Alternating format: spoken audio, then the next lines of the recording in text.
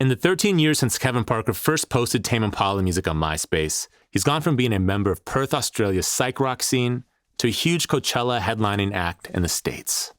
In the process, he's developed the best of both worlds. The respect of all your favorite artists, and legions of fans who dissect every lyric and sound on his albums. Like most of his past releases, Kevin did everything on the newest Tame Impala album, The Slow Rush, himself. All the singing, playing, production, mixing, everything. He tells Rick Rubin it's how he's most comfortable creating, alone. But in the 5 years between his last record and the new one, he was busy collaborating with The Weeknd, Travis Scott, Kanye West, SZA, and a bunch of other people have talked about wanting to work with him too. Everyone from Dua Lipa to Christina and the Queens. Kevin connected recently with Rick on Zoom. He's been sheltering in place back in Australia ever since the coronavirus interrupted his tour after 2 sold-out nights at the Forum in LA. He talks with Rick about how being perceived as a band started eating away at him early, and also asks Rick about making 2 albums he loves, Californication and Yeezus. This is Broken Record, liner notes for the digital age. I'm Justin Richmond. Here's Rick Rubin and Kevin Parker. And you might hear roosters crowing in the background every once in a while. Unfortunately, sheltering in place sometimes means being surrounded by wild chickens. What was your introduction to music? What are your first memories of listening to music as a kid? My dad was kind of a musician by hobby. Like loved music, loved playing music. He played like a cover band, just playing kind of 60s, Beach Boys, Beatles, Rolling Stones covers. And so he would always have sort of guitars and stuff lying around the house and in the garage, I guess. Of your dad's music, was your first memory of him playing music or of the music he listened to? The music we listened to, because he would always have music playing in the car. In fact, it's weird because there's this one song that I have this memory of always asking him to play. And I remember there was just, every time I heard it was like, I must have been about 4 years old. I was always like, Dad, play this song. And to this day, I don't know what that song is. It's heartbreaking. Does your dad still remember? He passed away about 10 years ago. So yeah, I don't think he would have remembered anyway, though. But I have a feeling it's The Shadows. It's a song by The Shadows. Do you feel like if you randomly came across the song in life, a light bulb would go off and you would say, there it is? It would probably trigger some sort of weird episode. Like wherever I was, I'd probably, just sort of stop and break down in some way. But at the same time, I think it might be a song that I know at the moment by The Shadows, because I have a feeling it was instrumental, and I know that it was really like touching and melancholic, which kind of points directly to The Shadows. And then what was your first music that was yours? Probably Nirvana. I would have been about 11 years old. My friend played me Nirvana because we were like the first kids in our class to get into music. I'd go around his house every Tuesday or something like that after school, and we'd kind of like discover rock music. It was this like epiphany, absolute revolution of life, like just like jumping around the room. That whole kind of discovery, that whole story, which is probably everyone. But Nirvana, and then it was kind of just a cascade of Smashing Pumpkins, Silverchair, anything with distorted guitars, anything with drop D tuning. But there was always the kind of part of that music that was kind of, it wasn't just like angsty. It was, I kind of discovered the emotion in it, like Smashing Pumpkins, because Smashing Pumpkins has that real kind of sensitivity to it, even though it's just like blaring wall of sound. You know what I mean? Do you remember when you first started experimenting with making music? Yeah. Well, my brother played drums. So he... Older brother or younger brother? Yeah, he's 2 years older. So he had a drum kit, which I just thought was incredible. I'd like sort of, just watch him, and it was kind of like, wow. So obviously I immediately wanted to copy him.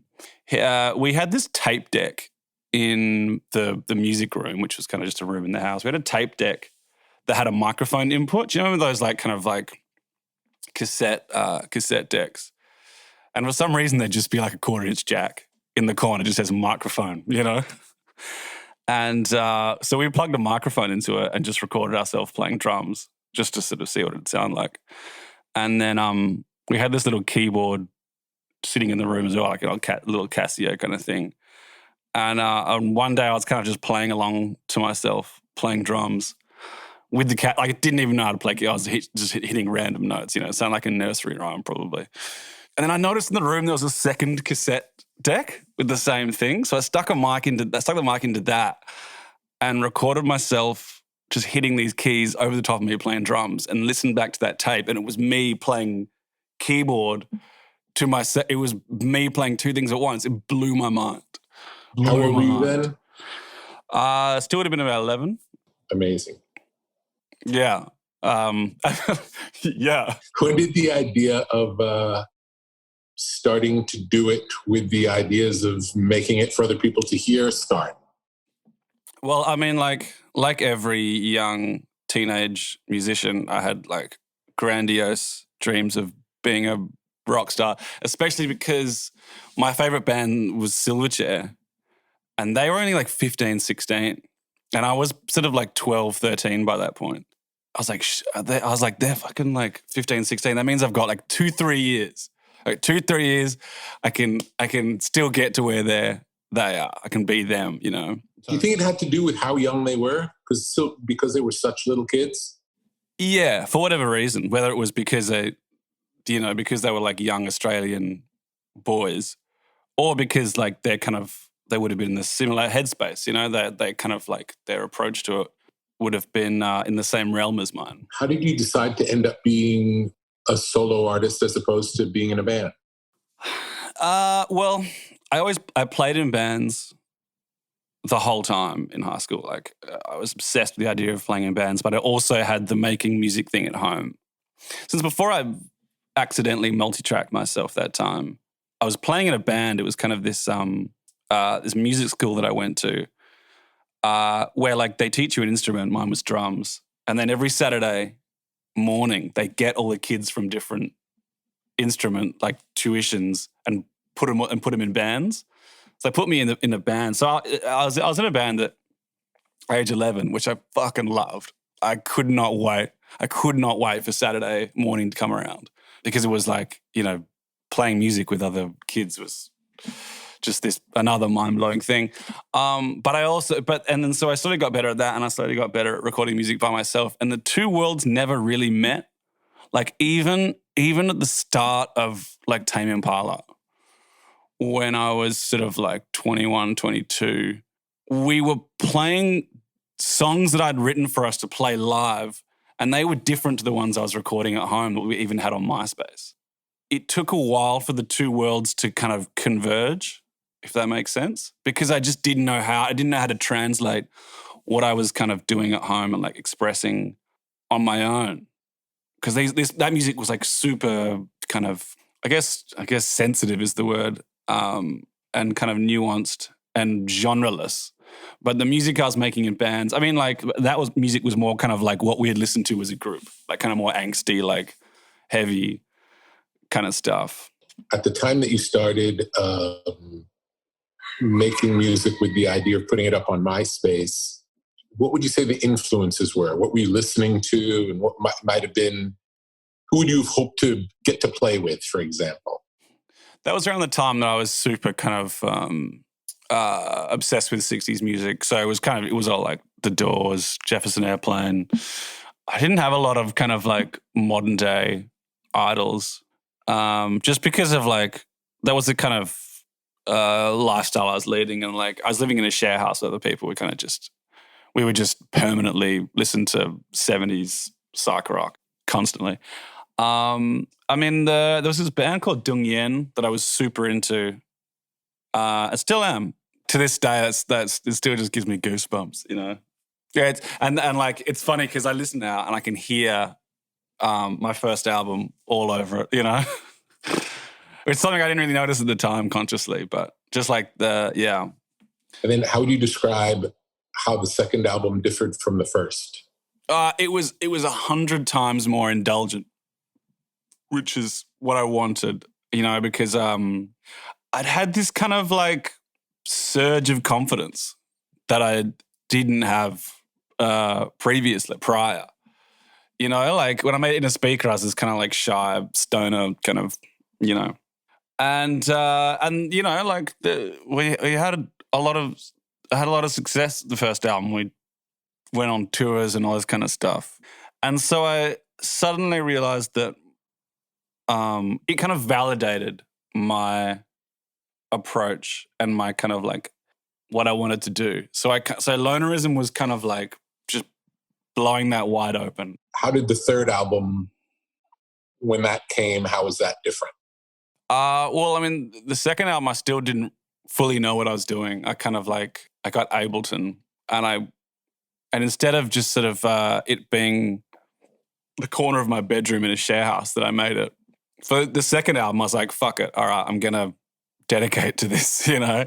So I set up a studio in a room in my share house. My studio got its own full room for once, and I would just make hours and hours of I was using synths, organs, fucking anything, you know. It was kind of just that, you know, that kind of typical moment for a solo artist where they make their you know, their self-indulgent opus. It really was that, looking back. Like at the time I was like, fuck yeah, you know. And it seemed like the first two albums, the arrangement seemed more complicated. Yeah, that's probably true, because in the third one I was kind of like influenced by a lot of kind of R&B and electronic music. So I was kind of embracing the way that music was made more. Do you know what I mean? Sort of like finding a loop and kind of like almost kind of making a beat, like a, you know, in like the hip hop sense, like sort of just having like a 4-bar loop and just sort of making the structure out of that, rather than going like, okay, we're going to be going with this bit for a while, we're going to jam on these chords and then like do a huge drum fill and go into these chords and then like this thing for 5.5 bars. Do you remember what the music that inspired that switch? Like what would have been the things you were listening to that made you want to make more program-based music?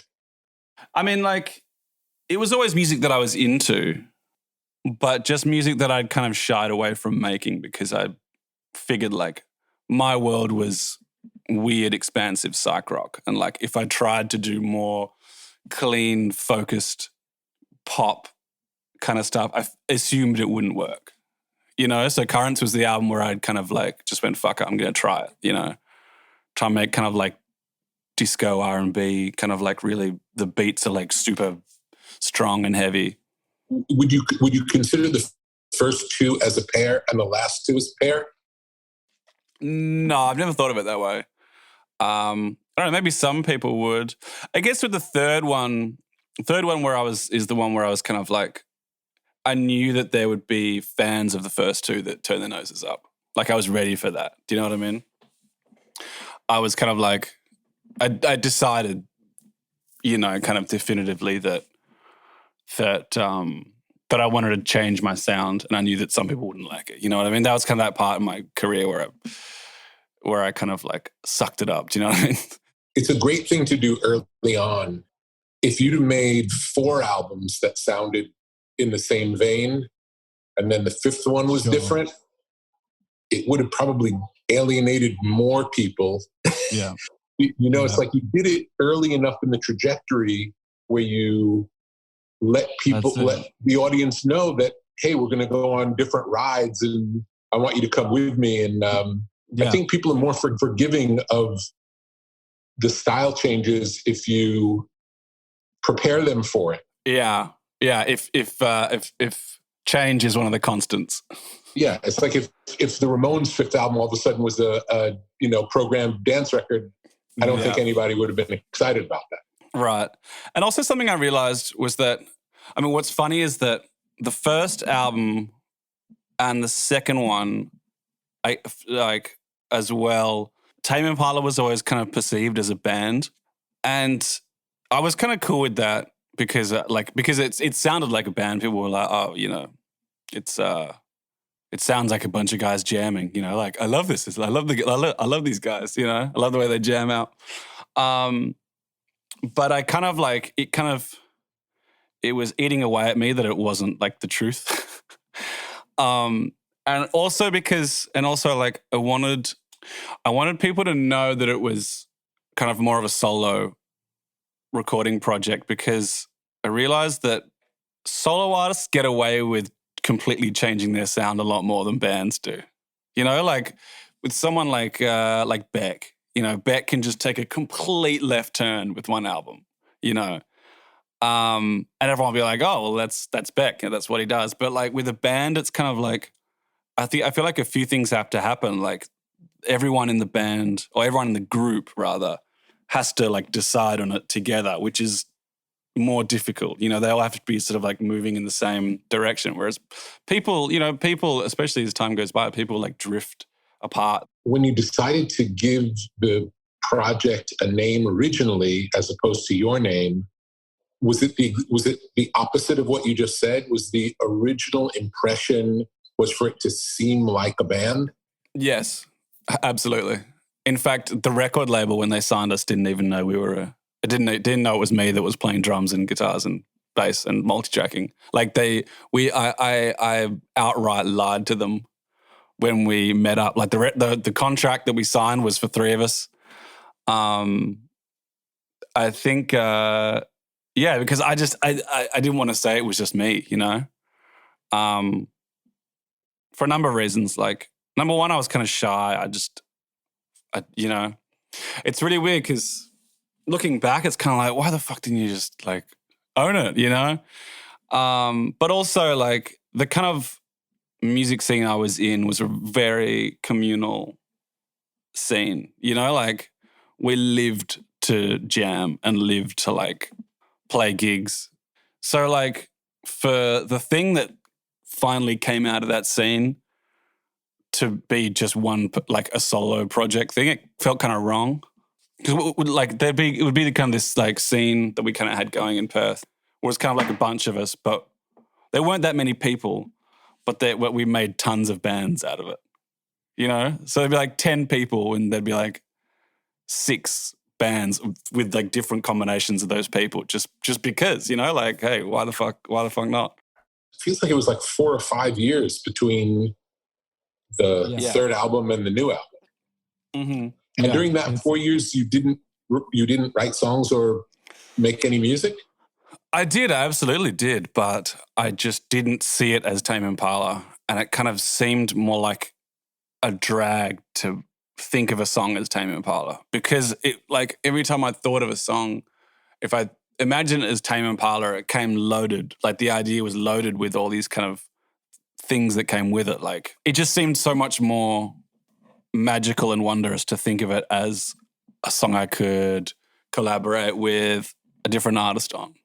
You know, like me making Tame Impala music now, and always, it's like, it's a deep, dark hole that I have to go into and, you know, like come out, like it drains every bit of me, you know. And I realized that at the end, like working at the end of the third album, you know, I always dreamt of making a Tame Impala album where I didn't feel completely spent at the end of it, like completely drained and completely like depressed even. And I kind of realized after a while that was inevitable, and that was the only way it could be. In the course of those 4 years before you started working on the new album, did it reveal itself that it was time, or was it a decision you made, or did one particular track come up where you felt like, oh, this could be the beginning of something? It was a combination of the first two. You know what it was? It was more like it was the process of it. Because I'd fallen in love so much with this idea of music being a collaborative thing, you know, like the energy in a room when you're working with other people, like, you know, I started working with Travis Scott or someone like that. Like the energy in the room is just so electric, you know?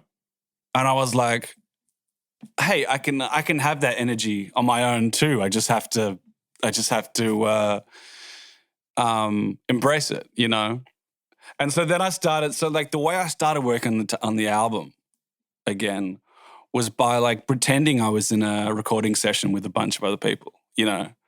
staying up late, just getting drunk and stoned, and kind of just having a party by myself. I guess just embracing that kind of way that when you're in the depths of working by yourself, you feel like many people. Do you feel like you're channeling particular people, or is it more of a general feeling of this is not me, it's someone else? Or do you envision, oh, Travis is here with me, what would he do? Both, but in different times. It's like me imagining I'm someone else is kind of more when I get stuck. It's like what would Pharrell Williams do in this moment? Actually, it's funny. One of the things that got me inspired, I started for some reason. I started watching. There's this like 6-part YouTube video series on the making of Justified, and it almost seems like leaked footage because it's just fly on the wall. Someone's just holding a video camera the entire time. It starts from like them in Justin Timberlake's private jet and they're flying to the recording session. But most of it is just someone sitting on the couch like filming Pharrell and Justin kind of messing around, like having a laugh and like making this song. So you can see Pharrell kind of piece together Senorita. So like there's like, like a 20-minute patch of him just sort of playing drums. Well, that's not how it starts out, but you see him slowly converge on the beat that ends up being Senorita, And he's like, okay, gets up and he's like, okay, loop that back, da-da-da.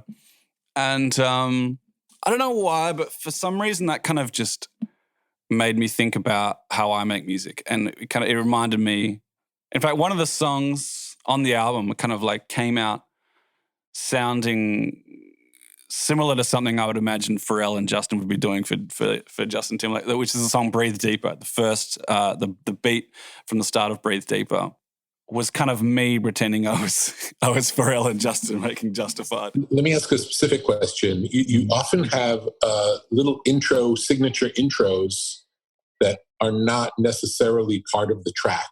Like the drum, it'll either be a different beat or it sounds really different and it sets up the song, but it doesn't feel like it's part of the song. Do those happen after?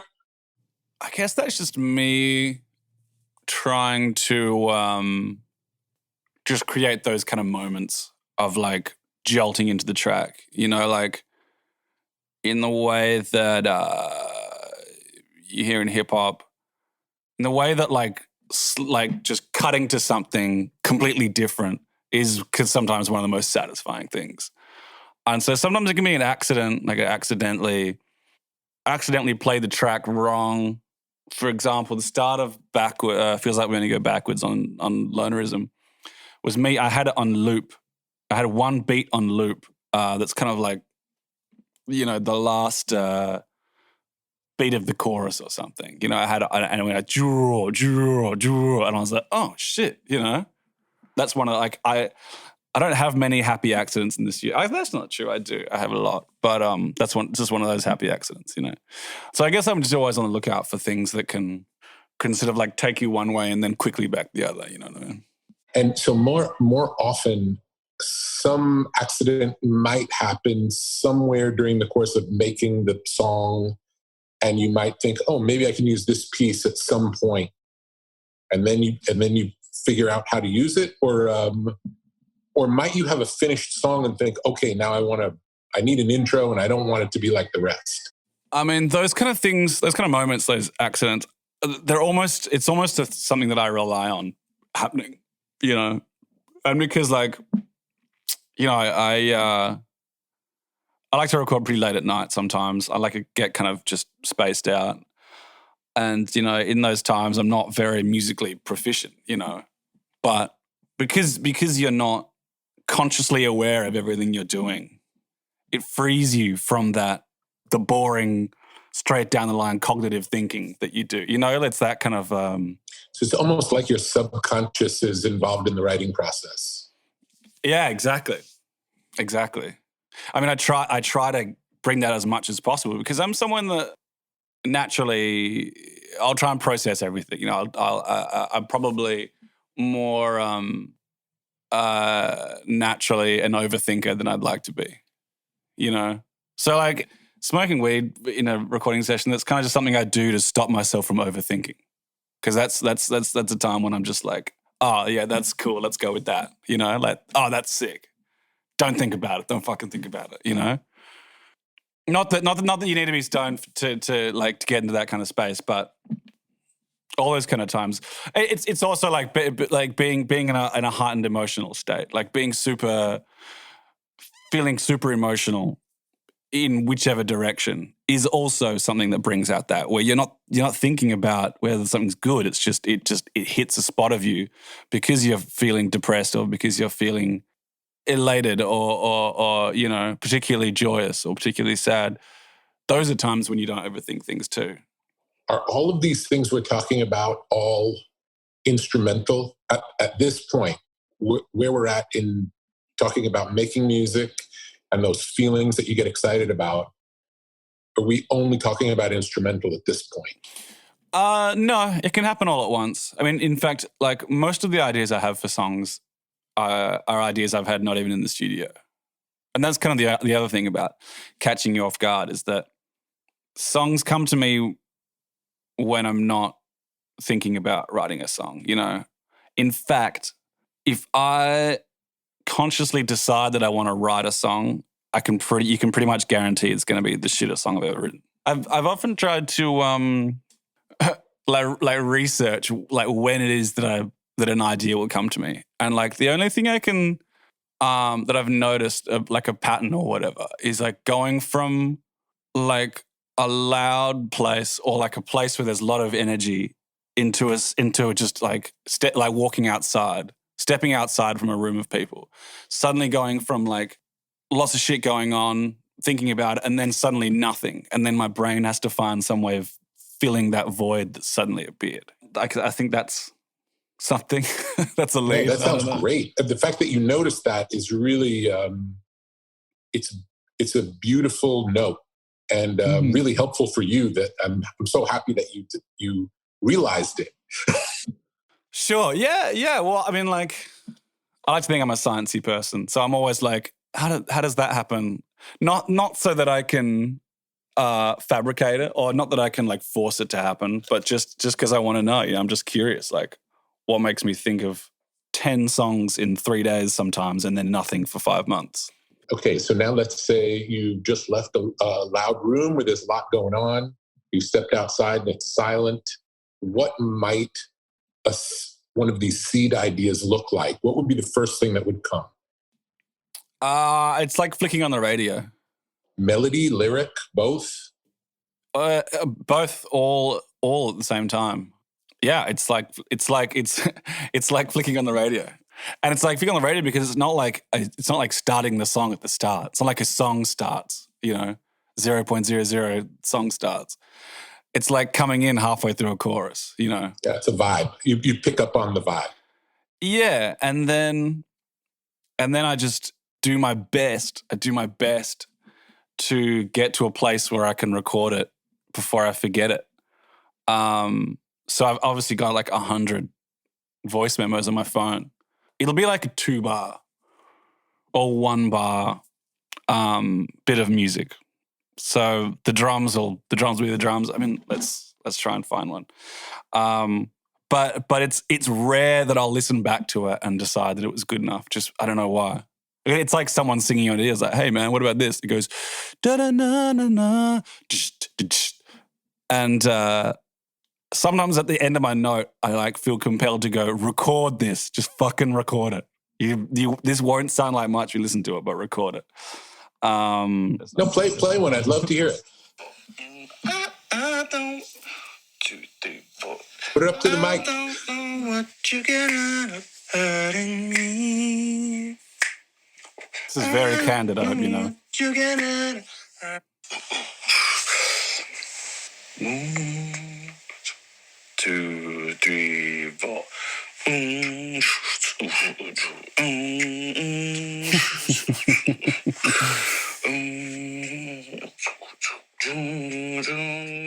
So So that's obviously like the kind of the rhythm section, and then skipping.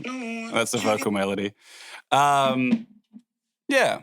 So I guess like often I'll go back and just like force myself to record one of those. I haven't recorded that one. That's the first time I've listened to it.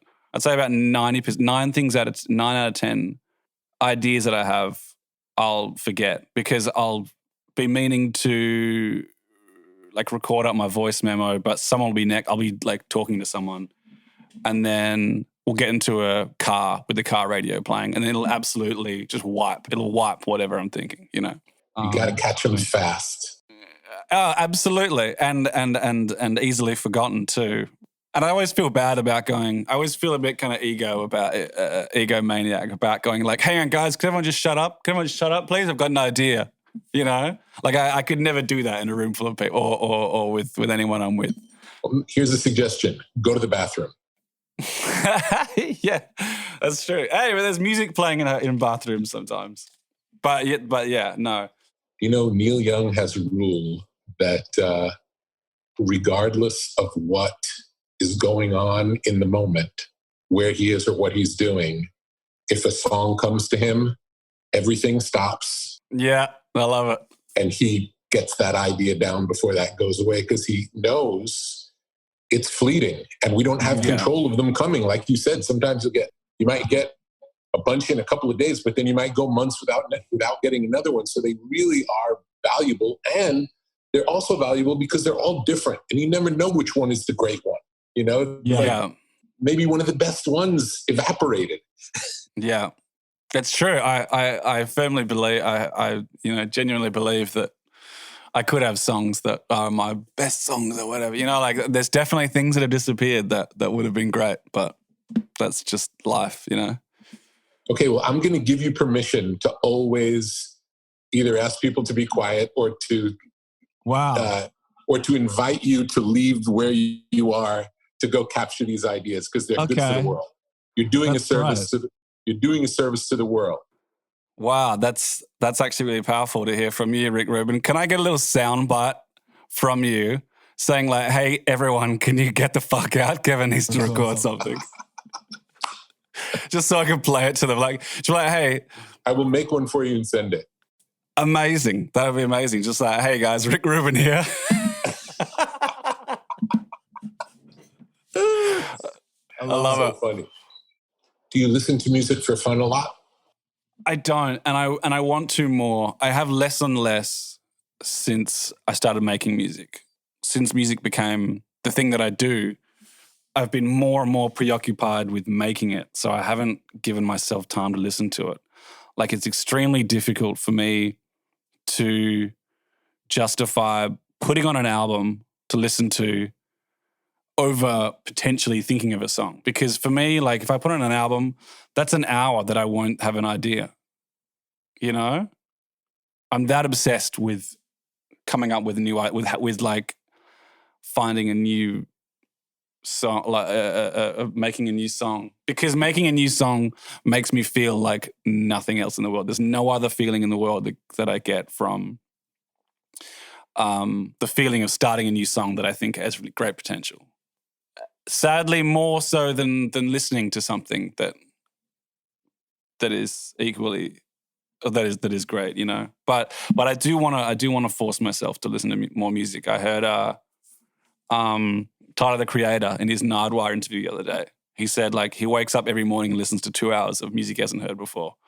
And I was like, fuck, that's amazing. I want to do that. You know, just like... Yeah. Have you ever started a song with another song in mind? Like a song that already exists, like a song that's already been released. Yeah, just like a song, like a song that you mean? A song from the 60s, and you think, wow, this is my inspiration. What would I do that would be in this vein? I'm not suggesting copying it, but I'm saying being inspired by it to want to make something that makes you feel like that feels. Not that I know of, but something that I do sometimes kind of subconsciously.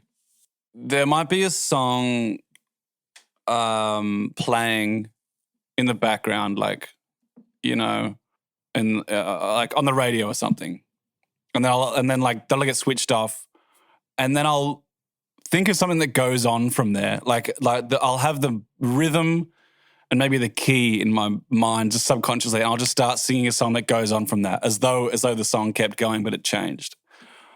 There's an example of that, which I don't know if I feel like I'm going to get busted. Well, you know what? Fuck it. It was 2012. No, there's a song. Well, my song feels like we only go backwards. I must have been listening to I've traced it back. I think I was listening to this song by Beach House earlier that morning. It's called Walk in the Park, I think. And it's funny because it's the same tempo and the same key and possibly even similar chords. But it was, for me, like at the time, it was it was too much of a coincidence. And I'm pretty sure it was around that time that song came out.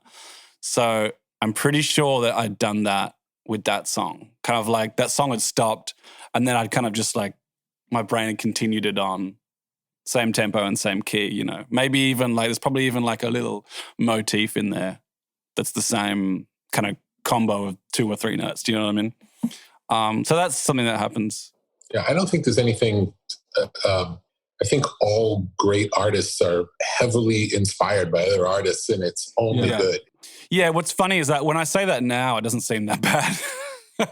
But I think back then I used to be so precious about like the sacredity of melodies and the sacredness of artistry being wholly as in like WH inspired and not influenced by anything. So like back then I would have thought that was terrible, but now that I say it out loud, it's kind of, that's just one of the ways that like a great song can come about. And then especially like I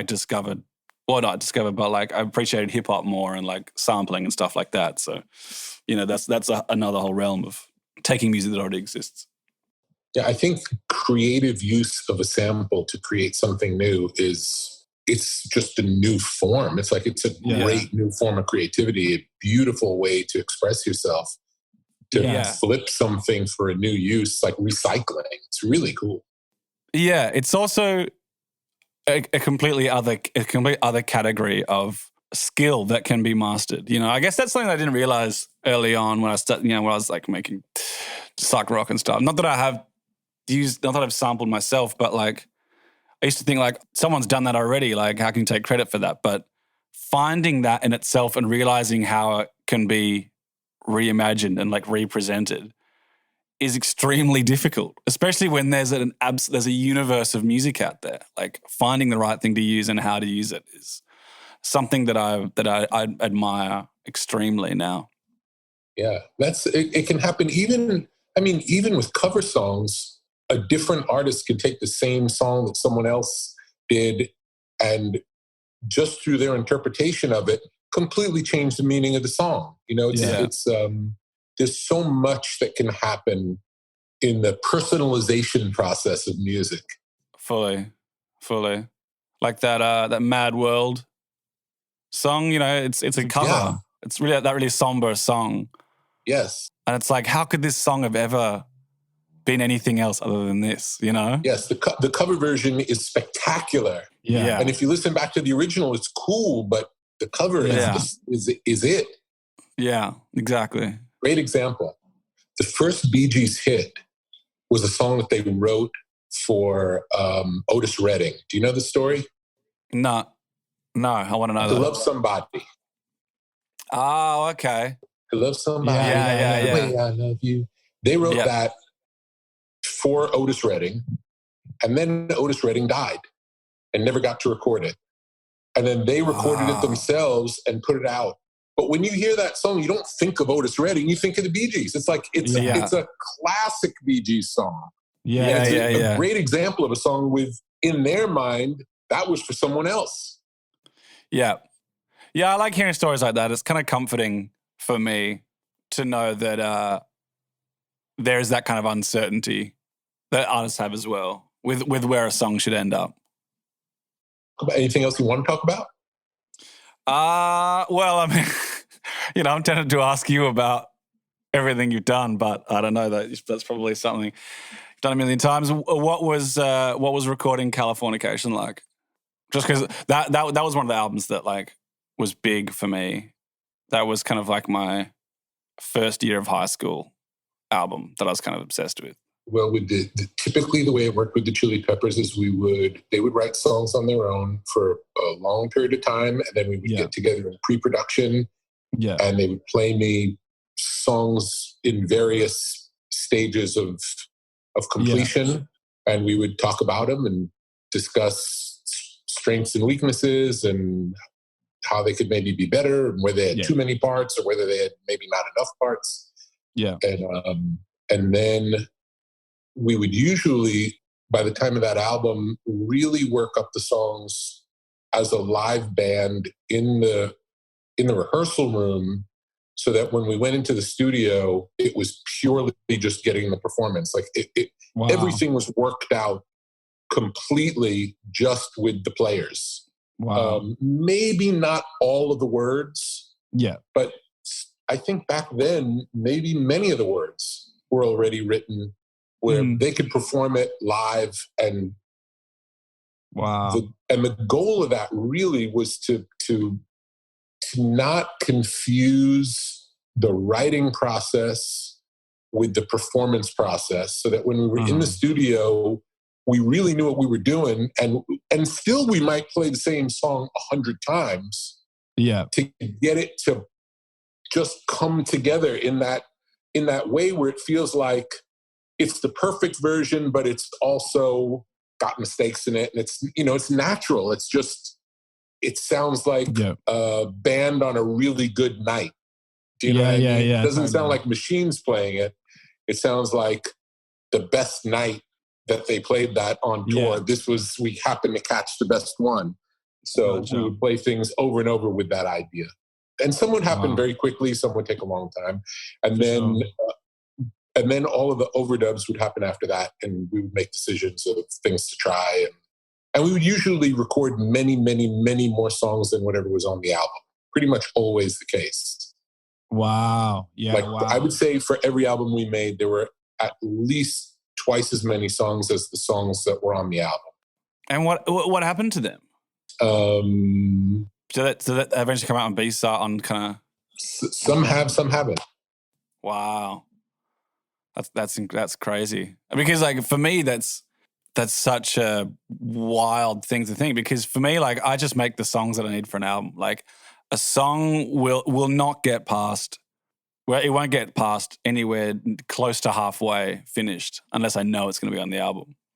So I rarely ever have B-sides of any kind. So the idea to think of like a complete other like parallel universe album that never existed. That's funny because it's a song on Californication. But I guess that's how most artists. Have you noticed how a song, when you first get excited about it and you think, oh, I've worked on these songs, but this new one is my favorite of the batch so far. And then as you work further, it maybe doesn't become your favorite of the batch. And then another song that you think, well, this is pretty good, but maybe not my favorite song, that as you continue working on it, it becomes your favorite song. Have you ever had that experience or no? Well, my thing is like, for a song to make an album, it has to at some point have been my favorite song ever. Like I have to have had a moment with that song. Like it has to, like for at least a day, it has to have been just like my favorite thing I've ever done.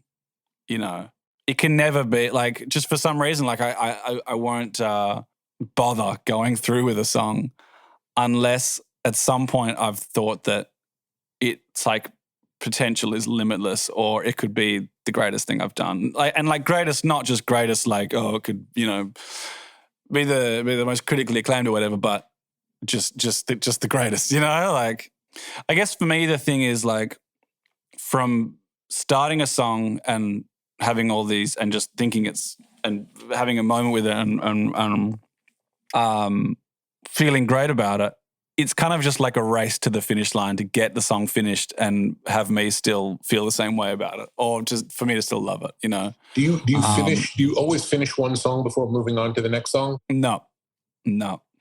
I mean, like hours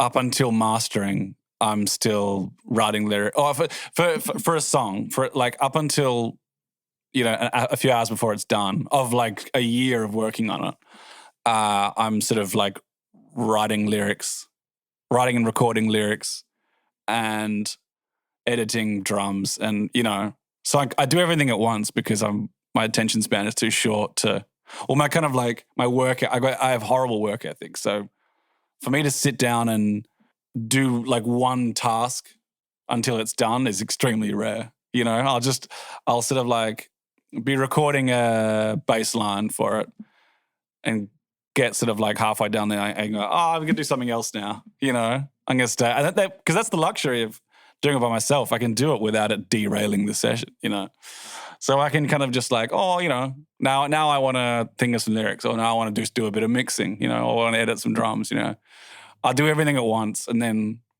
which can sort of like create this sort of like complete mess of and can make me feel can make you lost in the progress of a song. So sometimes I'm like, I don't know where I am with this song. I don't know if it's almost finished or if it's nowhere near there, So I'm kind of just like lost in the woods. Do you ever go too far and have to backtrack? Yes, I mean I hate backtracking, but yes, which is interesting. Something I wanted to. I've always wanted to know, and like maybe you're not able to say because of it's like secret or whatever. But with Yeezus, because there's the myth that there's the story that he came to you sort of a couple of weeks before it was done, and you kind of went like, let's get rid of that, and like strip it down. Which to me, like that story is this holy grail of discipline, like executive discipline, to say like, we don't need any of this, because for me it's extremely hard. If I recorded a part for a song, it's extremely difficult for me to say it doesn't need to be in the song, because like my brain's like, oh no, there'll be a place for it, So my songs can end up being so extremely dense, and I'm just sort of finding a way to sort of like fit in there. But to me, like the greatest strength and the greatest ability in production is to say all of this stuff here doesn't need to be, So I really want to know how that like happened. Well, you have to be ruthless in the edit, and right. I like that word, ruthless. It's the right word, because you have to be comfortable taking your favorite part out of a song if it doesn't serve the song. The most important thing is that what's presented is the best that it could possibly be. And it's not a collection of things in that one song. It's what makes this song the best it could possibly be. And anything that doesn't need to be there needs to go. And I would say just the opposite in terms of I never feel bad about taking stuff out.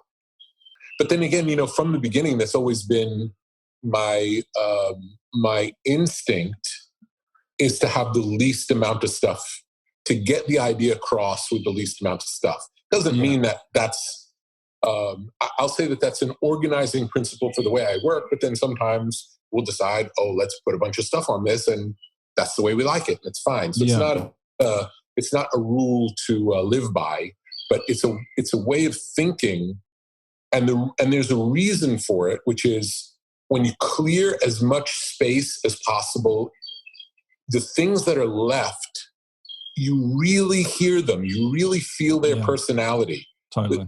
There's less jockeying for your attention. Totally. So each thing gets to live in its own space, and that space is what makes things sound so beautiful. It's really the old adage, the quiet between the notes. Yeah, exactly, man. That's truly remarkable, because for me, it's like it would be torture to do something like that. Like the idea for me, because I'm listening to you go, I'm like, oh fuck, because my brain, the place my brain goes to is like, how can a song be the best that it can be without your favorite bit in the song? Well, the favorite bit might end up being a different song. Yeah, true. It's like what serves the song. Same. It's like it's one of the things that I learned early on working with bands who are really great players. Is that most great players want to show that they're great players, and there isn't much room for that in recording. In recording, it really is what needs to be there to best serve the song. It's not in service unless of course it's, a Guitar Hero album and it's really about showing the dexterity of the player. No, but if it's about the songs, it's never about the coolest part. It's about how the parts interact to make the greatest whole. And sometimes the thing that's really cool ends up being a distraction. Yeah. Yeah, it's true. Yeah. I mean, I guess that's kind of like the kind of philosophy that I'm developing in myself at the moment, because like so much of my music has been this kind of like this like layered psych rock kind of symphonies, like with Lonerism was kind of like the pinnacle of that, because it was so indulgent. It was like, I'm going to do this synth melody. Oh, I'm going to do this fucking guitar line. Oh, this bass line's going to come in here, and it was like packed in. It's packed in. So it's like sonically, it's a really interesting album to listen to because nothing really jumps out at you except all these bits, it's simultaneously what's wrong with it, but also what's kind of like charming and beautiful about it. But, like that kind of discipline that you're talking about is something that I see as kind of one of the greatest wisdoms to have, being able to sense what a piece of music needs and what it doesn't need. And the idea that maybe for a particular project you want it to be super dense and stepping on itself, and that's what makes that project. That's fine. So it's not like everything has to be that way. It's more of a... No, you're right. It's in the bag of tricks. Right, gotcha. Yeah, no, for sure. I guess I just feel like, that's kind of like because it's a new and wonderful thing for me. It's one of those things I'm curious about, Well, the next time that we're both in the same place and and the world is a world where we're allowed to be in the same room, then let's get together and listen to music together, and I bet it'll be fun. Fuck yeah, man. That sounds good. I'd love that. Thanks to Kevin Parker for jumping on Zoom to talk with Rick about his new album. Be sure to check out The Slow Rush along with our other favorite Tame Impala songs on a playlist we created at brokenrecordpodcast.com. You should also know we'll be taking a little break over the next 2 weeks, but we'll be back May 19th with new episodes for you. In the meantime, stay in touch with us on Instagram at The Broken Record Pod. Shoot us a message if there's an interview you really want to hear us do. And dive into old episodes of the podcast you might have missed on whatever podcast app you use or on our YouTube channel at youtube.com/Broken Record Podcast. Broken Record is produced with help from Jason Gambrell, me LaBelle, Leah Rose, and Martin Gonzalez for Pushkin Industries. Our theme music's by Kenny Beats. I'm Justin Richmond. Thanks for listening.